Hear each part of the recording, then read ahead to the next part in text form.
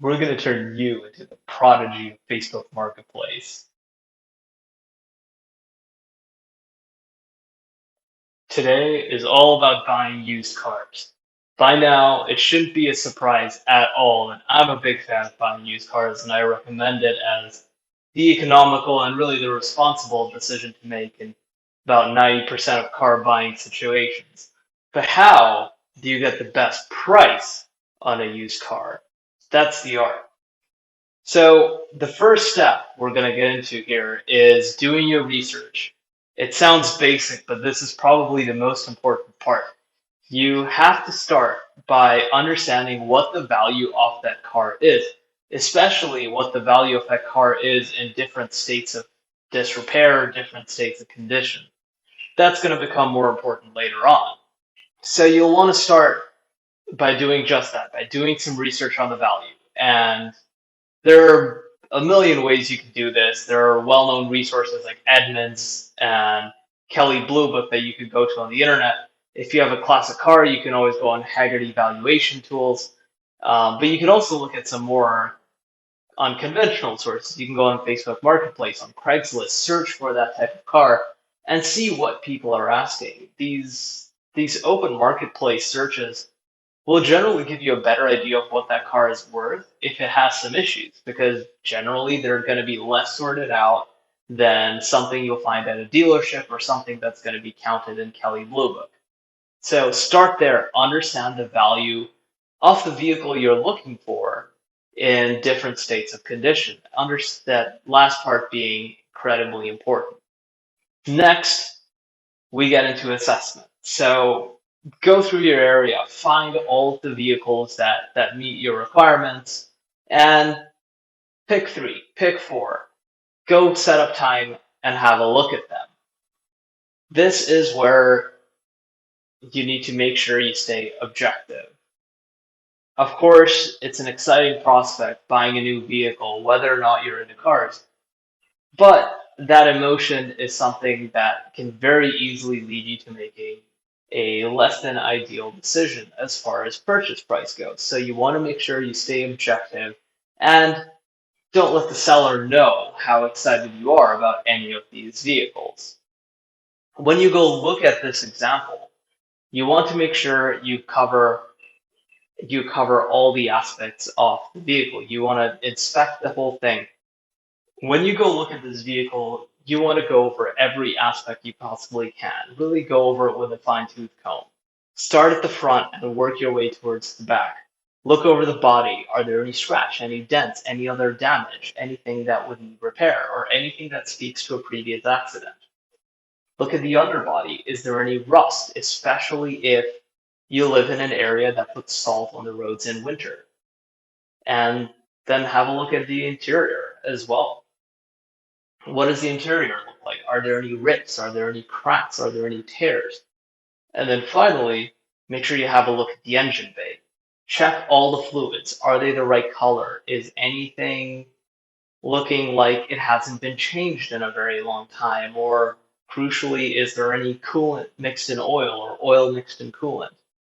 Make sure you have a look at the mechanicals as well and take a thorough test drive. Listen, turn the radio down and make sure there's no squeaks, there's no rattles, there's no bumps. Does the engine feel smooth? Does the transmission go through all of the gears effortlessly?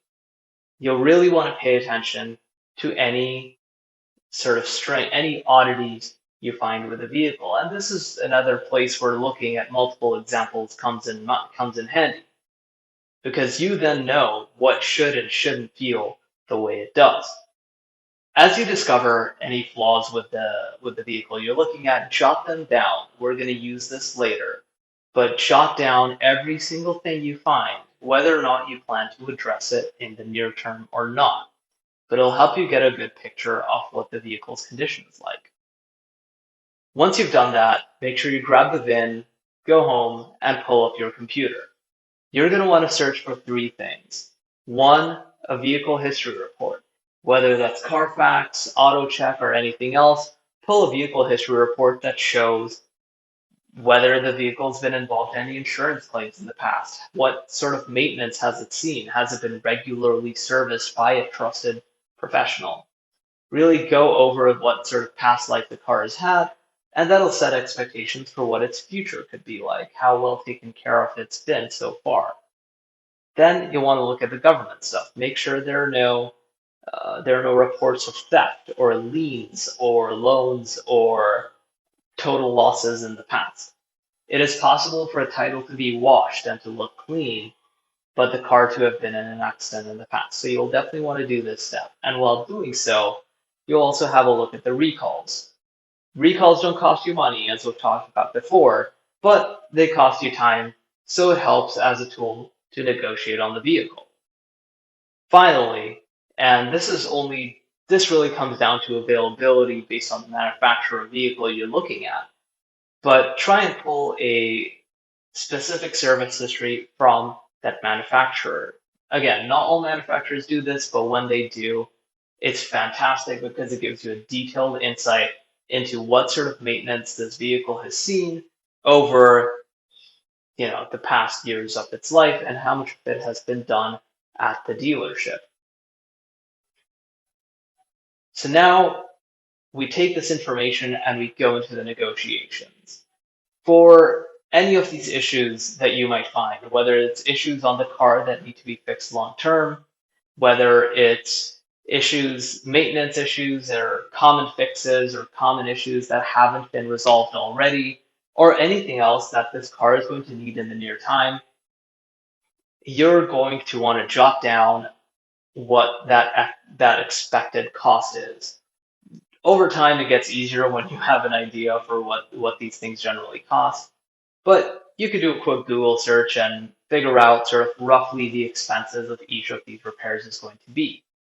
And what you want to do with that information is take the value that the vehicle will hold once it's all been addressed and subtract the cost of repairing all of these items. So if the car is going to be worth $5,000 when you're done fixing it up, but you need to do $1,000 of work to get there, you'll subtract that and you'll get to a magic number of $4,000.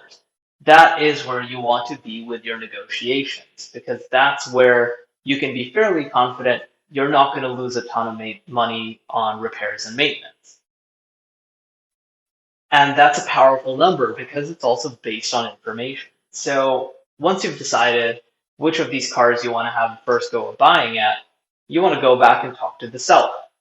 Make sure you stay professional and polite. People do care about their cars even when they're selling them. So stay respectful and maintain a good relationship with this person. But at the same time, try to objectively and clearly explain why you're not going to give them the price that they're asking for the vehicle and present them with the number that you find to be more reasonable based on the things you found in your inspections. This puts you in a great position because you've clearly done your research, you understand the value of these vehicles, and as a result, you've formed a reasonable and pleasant expectation on what you can pay. A key weapon you'll have, and really I should call it a key strategy, is to be ready to pay or walk away. You don't want to be one of these people who's going around wasting time negotiating on cars they aren't going to buy. You need to be one of those people who shows up and is ready to purchase the vehicle, arrange for the money, however it might be, if you can agree on a price. So go in with that expectation set. I'm ready to buy this car if we can agree on a reasonable value. Otherwise, walk away. Don't be scared to walk away. You already have a list of options at this point. Just go to the next one. And if none of those work out, another one will pop out. But don't lose your shirt in, becoming too attached to one specific example of a vehicle, especially if it's not very rare. If you do all of this right and you do it well, you can stand to get thousands of dollars off the list price of any vehicle. You can save yourself a ton of money both in the near term of the purchase, but also having understood the vehicle better before you actually purchased it, you will have much more realistic expectations of it and be a lot less likely to be disappointed. All in all, your buying experience will have gone up multiple levels just by doing your research and approaching it logically instead of emotionally. And personally, I stand by these facts. I have used a lot of them, and they have always been successful, whether I'm on either side of the table. So give them a shot and let me know how it works out for you. As always, thank you for watching. We're finally getting to the point where a lot of our content is overlapping, and that is fantastic. We talked about recalls in here, we talked about history checks, we talked about understanding the value of your car, and we've all discussed this in various topics in past videos, and I would highly recommend you go to the channel and have a look at them. Also, while you're at it, please subscribe, hit notifications, and share this channel with other folks. We are on a mission here to make everyone's car buying life as easy and as economical as possible, and we want this information to reach people. So please share this video with your friends. It really means a lot. Thank you.